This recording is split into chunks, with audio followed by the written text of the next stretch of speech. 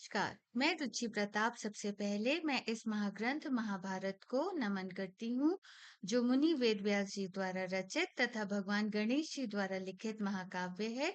इस ग्रंथ का संस्कृत से हिंदी में अनुवाद गीता प्रेस के शास्त्री महोदय श्री राम नारायण दत्त जी ने किया है। आइए हम लोग अब 38वां और 39वां अध्याय सुने। वासुकी की बहन जरत्कारु मुनि के साथ विवाह करने का निश्चय। उग्र श्रवा जी कहते हैं, शौनक जी, समस्त सर्पों की भिन्न भिन्न राय सुनकर और अंत में वासुकी के वचनों का श्रवण कर एलापत्र नाम नाग ने इस प्रकार कहा, भाइयों, यह संभव नहीं कि यह यज्ञ न हो तथा पांडव वंशी राजा जन्मेजय भी, जिसमें हमें महान भय प्राप्त हुआ है, ऐसा नहीं है कि हम उसका कुछ बिगाड़ सकें। राजन, इस लोक में जो पुरुष दैव का मारा हुआ है, उसे दैव ही शरण लेनी चाहिए। वहां दूसरा कोई आश्रय नहीं है। श्रेष्ठ नागगण, हमारे ऊपर आया हुआ यह भय भी दैव जनित ही है, अतः हमें दैव का ही आश्रय लेना चाहिए। उत्तम सर्पगण, इस विषय में आप लोग मेरी बात सुने। जब माता ने सर्पों को यह श्राप दिया, उस समय भय के मारे मैं माता की गोद में चढ़ गया था। पन्नग प्रवर महातेजस्वी नागराजगण तभी दुख से आतुर होकर ब्रह्मा जी के समीप आए। आए हुए देवताओं की ये वाणी मेरे कानों में पड़ी। अहो, स्त्री बड़ी कठोर होती हैं, बड़ी कठोर होती हैं। देवता बोले, पितामह, देव देव तीखे स्वभाव वाली इस क्रूर कद्रू को छोड़कर दूसरी कौन स्त्री होगी जो प्रिय पुत्रों को पाकर उन्हें इस प्रकार शाप दे, और वह भी आपके सामने। पितामह, आपने भी तथास्तु कहकर कद्रू की बात का अनुमोदन किया है। इस उसे शाप देने से रोका नहीं है। इसका क्या कारण है, यह जानना चाहते हैं। ब्रह्मा जी ने कहा, इन दिनों भयानक रूप और प्रचंड विष वाले क्रूर सर्प बहुत हो गए हैं, जो प्रजा को कष्ट दे रहे हैं। मैंने जनों के हित की इच्छा से ही उस समय कद्रू को मना नहीं किया। जन्मेजय के सर्प यज्ञ में उन्हीं सर्पों का विनाश होगा, जो प्रायः लोगों को डसते रहते हैं। शुद्र स्वभाव के और पापाचारी तथा प्रचंड विष वाले हैं, किंतु जो धर्मात्मा है, उनका नाश नहीं होगा। वह समय आने पर सर्पों का उस महान भय से जिस निमित्त से छुटकारा होगा, उसे बतलाता हूँ, तुम सब लोग सुनो। यायव कुल में जरत्कारु नाम से विख्यात एक बुद्धिमान महर्षि होंगे। वे तपस्या में तत्पर रहकर अपने मन और इंद्रियों को संयम में रखेंगे। उन्हीं के आस्तिक नाम का एक महातपस्वी पुत्र उत्पन्न होगा, जो उस यज्ञ को बंद करा देगा। अतः जो सर्प धार्मिक होंगे, वे उसमें जलने से बच जाएंगे। देवताओं ने पूछा, ब्राह्मण, ये मुनि शिरोमणि महातपस्वी शक्तिशाली जरत्कारु किसके गर्भ से अपने उस महात्मा पुत्र को उत्पन्न करेंगे?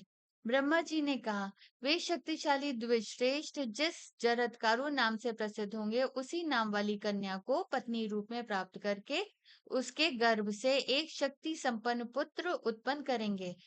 सर्पराज वासुकी की बहन का नाम जरत्कारु है। उसी के गर्भ से वह पुत्र होगा, जो नागों को शाप देने से छुड़ाएगा।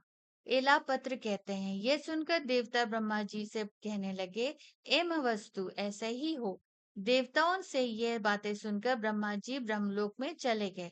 अतः नागराज वासुके, मैं तो ऐसा समझता हूँ कि आप नागों का भय दूर करने के लिए कन्या की भिक्षा मांगने वाले, उत्तम व्रत का पालन करने वाले महर्षि जरत्कारु को अपनी जरत्कारु नाम वाली बहन ही भिक्षा रूप में अर्पित कर दें। उस शाप से छुटकारा यही उपाय मैंने सुना है।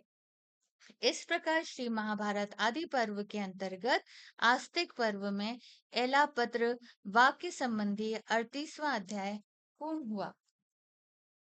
39वां अध्याय। ब्रह्मा जी की आज्ञा से वासुकी का जरत्कारु मुनि के साथ अपनी बहन को ब्याहने के लिए प्रयत्नशील होना। उग्र श्रवा जी कहते हैं, द्विज श्रेष्ठ एलापत्र की बात सुनकर नागों का चित्त प्रसन्न हो गया। वे सबके सब एक साथ बोल उठे, ठीक है, ठीक है। वासुकी को भी इस बात से बड़ी प्रसन्नता हुई। वे उसी दिन से अपनी बहन जरत्कारु का बड़े चाव से पालन पोषण करने लगे।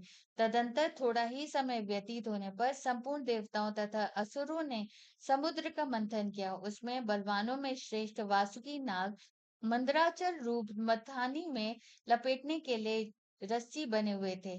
समुद्र मंथन का कार्य पूरा करके देवता वासुकी नाग के साथ पितामह ब्रह्मा जी के पास गए और उनसे बोले, भगवान, ये वासुकी माता के शाप से भयभीत तो बहुत संतप्त होते रहते हैं। देव, अपने भाई बंधुओं का हित चाहने वाले इन नागराज के हृदय में माता का शाप कांटा बनकर चुभा हुआ है और कसक पैदा करता है। आप इनके इस कांटे को निकाल दीजिए। देवेश्वर, नागराज वासुकी हमारे हितैषी हैं और सदा हम लोगों के प्रिय कार्य में लगे रहते हैं। अतः आप इनका कृपा करके और इनके मन में जो चिंता की आग जल रही है उसे बुझा दें। ब्रह्मा जी ने कहा, देवताओं, एलापत्र नाम से वासुकी के समक्ष पहले जो बात कही थी, वह मैंने ही मानसिक संकल्प द्वारा उसे दी थी। मेरी ही प्रेरणा से एकाल एलापत्र ने बातें वासुकी आदि नागों के सम्मुख कही थी। ये नागराज समय आने पर स्वयं तदानुसार ही कार्य करेंगे। जन्मेजय के यज्ञ में पापी सर्प ही नष्ट होंगे, किंतु जो धर्मात्मा है वे नहीं। अब जरत्कारु ब्राह्मण उत्पन्न होकर उग्र तपस्या में लगे हैं। अवसर देखकर ये वासुकी अपनी बहन जरत्कारु को उन महर्षि की सेवा में समर्पित कर दें। देवताओं, एलापत्र नाम से नाग ने जो बात कही है वही सर्पों के लिए हितकर है। वही बात होने वाली है, उससे विपरीत कुछ भी नहीं होगा। उग्र श्रवा जी कहते हैं, ब्रह्मा जी की बात सुनकर शाप से मोहित हुए नागराज वासुकी ने सब सर्पों को यह संदेश दिया कि मुझे अपनी बहन का विवाह जरत्कारु मुनि के साथ करना है। फिर उन्होंने जरत्कारु मुनि की खोज के लिए नित्य आज्ञा में रहने वाले बहुत से सर्पों को नियुक्त कर दिया और ये कहा, सामर्थ्यशाली जरत्कारु मुनि जब पत्नी का वरण करना चाहें, उस समय शीघ्र आकर ये बात मुझे सूचित करिए। उससे हम लोगों का कल्याण होगा। इस प्रकार श्री महाभारत आदि पर्व के अंतर्गत आस्तिक पर्व में जरत्कारु मुनि अन्वेषण विषयक 39वां अध्याय पूर्ण हुआ। नमस्कार।